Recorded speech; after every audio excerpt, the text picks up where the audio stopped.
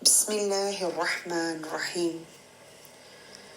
ایک چھوٹی سی سوچ جو کل دماغ میں آئی اس بات کو لیتے ہوئے کہ رمضان بھاگا جا رہا ہے. بس اس موضوع پر بہنوں کے ساتھ بات ہو رہی تھی تراویح پر. تو ایک بہن نے پوچھا کہ لیلۃ القدر کیوں خاص ہے، اس میں کیا ایسا ہونا چاہیے جو عام دنوں میں نہیں ہوتا، جو عام دنوں میں خاص نہیں ہے. اس کو ٹپیکل طریقے سے جو جواب دینا چاہیے تھا وہ دیتے ہوئے نماز کی طرف آگے بڑھی.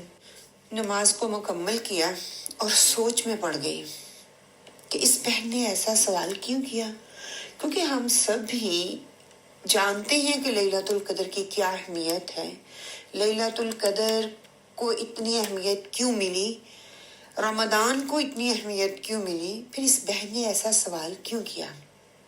اس نے مجھے یہ سوچنے پر مجبور کیا. وہ ٹھیک ہی تو کہہ رہی ہے کہ اس کی اس بات نے میرے اندر ایک ایسی کھوج پیدا کر دی کہ جب میں الحمدللہ گھر گئی سوچ بچار کے بعد کہ میں کچھ تو حاصل کروں، کچھ تو سمجھ میں آئے کہ کیوں اہم ہے، کیا ایسا کرنا چاہیے جو پچھلے شب قدر میں نہیں کر سکے. سوچ آئی کہ اللہ سبحانہ تعالیٰ ہماری عبادتوں کا محتاج نہیں ہے، اللہ کو ہماری عبادتوں کی ضرورت نہیں ہے. تو یہ ہماری اپنی ضرورت ہے، ہماری اپنی طلب ہے، حالات اور واقعات پر منحصر ہوتی ہے نا، کہ ہم کس طرح سے اللہ سے دعا مانگتے ہیں، کس طرح سے اس اللہ کی عبادت کرتے ہیں، کس طرح اپنی طلب کو اللہ کے سامنے رکھتے ہیں. حتیٰ کہ عبادت تو وہ ہونی چاہیے جس سے بندے کی بندگی میں اضافہ ہو، اللہ کے تعلق میں اضافہ ہو، دلوں کی قساوت ختم ہو، اور دل جو ہے نا جس کو ہم کہتے ہیں قلب سلیم، وہ لیول اختیار کر لے.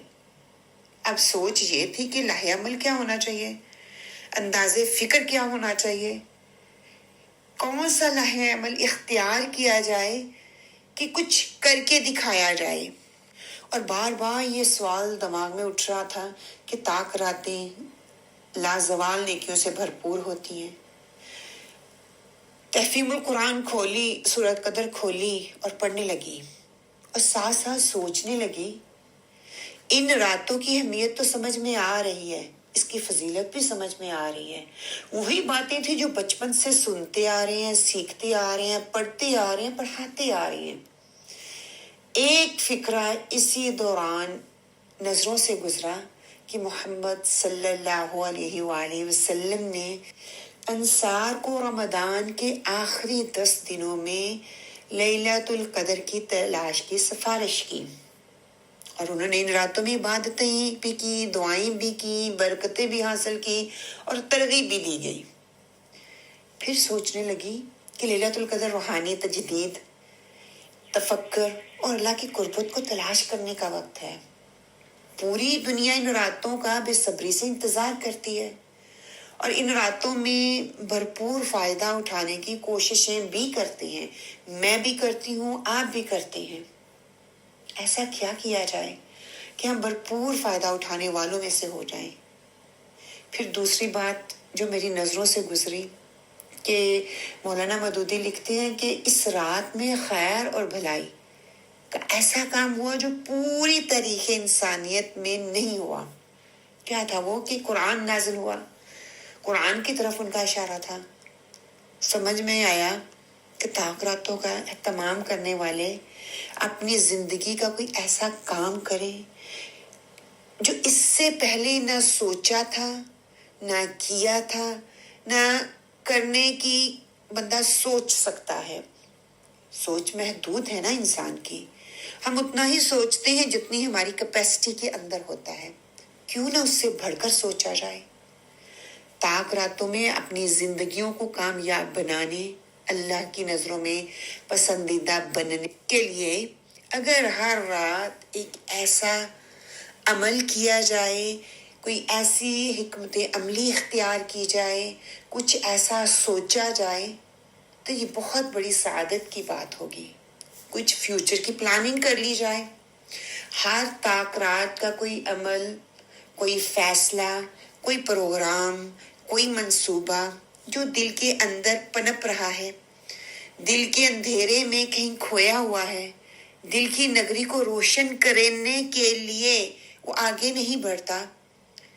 کیونکہ تقوی کی بنیاد جو ہوتی ہے نا وہ دل میں ہوتی ہے، اور ایسے خیالات بھی دل میں آتے ہیں لیکن انسان ان تک پہنچ نہیں پاتا، رسائی حاصل نہیں کر سکتا. تو سوچا یہ سیڈ ابھی سے بو دیا جائے، کیوں نہ ابھی سے سوچا جائے کہ کیا کیا جائے. ابھی یہ سوچوں سے گزر ہی رہی تھی تو ساتھ ہی شب قدر میں عمل کرنے کے حوالے سے تفاسیر کی جو آیات میرے سامنے آئیں وہ یہ کہ شب قدر 1000 مہینوں میں عمل کرنے سے بہتر نہیں، بلکہ یہ کہا گیا، یہ سنا بھی جاتا ہے، پڑھا بھی جاتا ہے، ہم لکھتے بھی ہیں، کہتے بھی ہیں کہ شب قدر 1000 مہینوں سے بہتر ہے. پچھلی پوری زندگی جو اب تک ہم گزار چکے ہیں، جو کام نہ ہو سکے، جو سوچ زبان تک نہ آ سکی، جو خیال زبان تک نہ آ سکا، جس کو عمل میں نہ لا سکے، چلیں اٹھیں اس رات میں کر جاتے ہیں جو بابرکت ہے، سلامتی والی رات ہے، جو رحمتوں اور برکتوں والی رات ہے. گزرے ہوئے وقت کے کسی لمحے میں وہ کام کرنے کا خیال نہ آیا، وہ کام کر گزرے، وہ سوچ اپنے لبوں پر لے کے آئیں.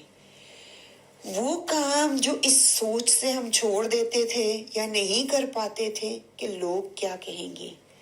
یہ راتیں اللہ نے ہمیں اس لیے گفٹ کے طور پہ دی ہیں کہ اس کام کو ان مقدس راتوں میں، رحمت بری راتوں میں کر لیا جائے. اللہ سے راز و نیاز کر لیے جائیں، اللہ سے کچھ خاص مانگ لیا جائے، انا کے غباروں کو پھاڑ دیا جائے، روٹھوں کو منا لیا جائے.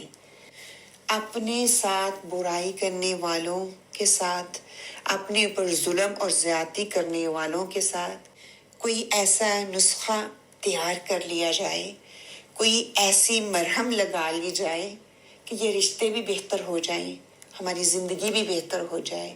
ظلم کرنے والے اس رب کی طرف مڑ آئیں، اس رب کی طرف لگ جائیں. چلیں سب مل کر اس بات کا ارادہ کرتے ہیں، اپنے آپ سے وعدہ کرتے ہیں، سب کو معاف کر دیں. ایسے کام کریں جو آپ کی عاقبت کے لیے بھی فائدہ مند ہو اور دنیا بھی سنور جائے. اور خاص طور پر قرآن کے حاملین مسلمان اس بابرکت مہینے کی شب قدر میں اور رحمت للعالمین کے پیروکار کیا انوکھا کام کرتے ہیں، کیا نرالا کام کرتے ہیں، کیا کارنامہ انجام دیتے ہیں، کیا تبدیلی لے کے آتے ہیں، اس کے لیے کیا لائحہ عمل بناتے ہیں. اپنے باطن کو اور اپنے ظاہر کو نچوڑ کر دیکھتے ہیں کہ دونوں ایک ہیں. اللہ کی عائد کردہ ذمہ داریوں کے حوالے سے امت مسلمہ کا ایک فرد ہونے کی حیثیت سے کیا ہم برائیوں کو چھوڑ رہے ہیں؟ کیا ہم لہو اور لعب چھوڑ رہے ہیں؟ کیا ہم حرام کو چھوڑ کر رزق حلال کی کوششوں میں لگ گئے ہیں؟ اپنے نفسوں کو، بتوں کو توڑ کر اللہ کی عائد کردہ حدود کے سانچے میں اپنے آپ کو قید کرنے کے لیے تیار ہیں؟ حلال اور حرام کی قیود کا خیال رکھتے ہیں؟ انفرادی طور پر افراد کا نیک ہونا، متقی ہونا، پرہیزگار ہونا امت مسلمہ کے کسی بھی طریقے سے یا امت مسلمہ کو کسی بھی لحاظ سے اندھیروں سے نہیں نکال سکتا. اس ذمہ داری کو نبھانے کے لیے ایک منظم گروہ کی ضرورت ہے، ایک منظم جماعت کی ضرورت ہے، ایک منظم طریقے سے نیکیوں کے مواقعوں کو فراہم کرنے کے لیے ایک پلیٹ فارم مہیا کرنے کی ضرورت ہے. اور خاص طور پر رمضان کی مبارک مہینے میں اس طرح کی نیکیوں کے لیے جو ہے اس کو خاص کیا جانا چاہیے، خاص سمجھا جانا چاہیے.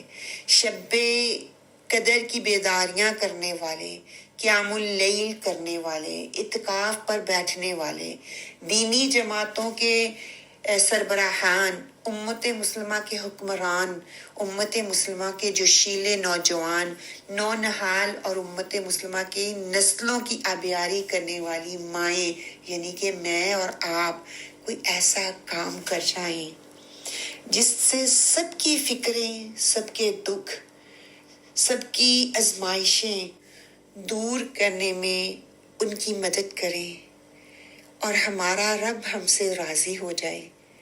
तो आइए मिलकर सोचें कि क्या ऐसा करें जिससे ना सिर्फ मेरी ज़िंदगी बल्कि मुझसे जुड़े हर इंसान की ज़िंदगी का रुख अल्लाह की तरफ हो जाए। अल्लाह करे इस रमज़ान ये सोच हम अपने अंदर लाने में कामयाब हो जाएं। वो वक्त करीब हो जब हम मिलकर इस दुनिया में उम्मत मुस्लिमा का वो काम कर जाएं जो मतलूब हो। आमीन, अल्लाहुम्मा आमीन। अस्सलामु अलैकुम व रहमतुल्लाह।